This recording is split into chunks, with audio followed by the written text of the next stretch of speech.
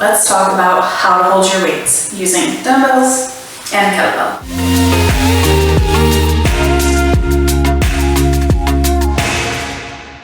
Starting with dumbbells, we are going to go from most stable, which is pretty much least challenging, to the least stable and the most challenging.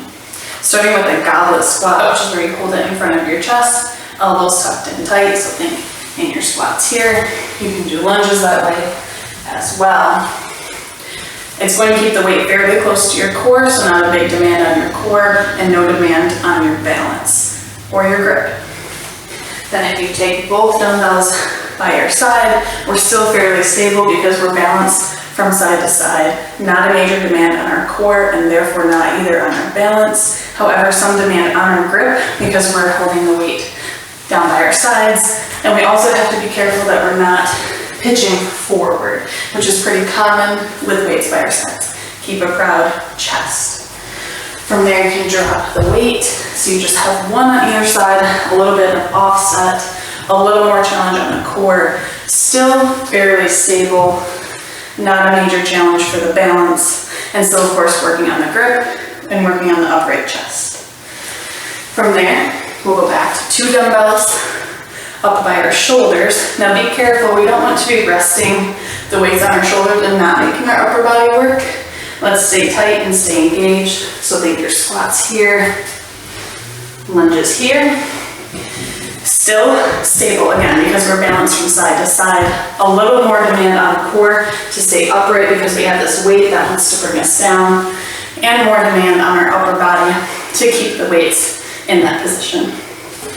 And then from there, we move to a one side squat again. More demand on the core, more demand on the upper body on that side. Overall, I would say the most challenging dumbbell position for the weights without going overhead is the offset. You're not going to use that all the time just because it's the most challenging, but that is an option.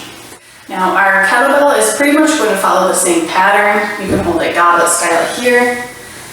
Stable, not a major demand on the core. Still some demand versus having no weight at all and holding it up front.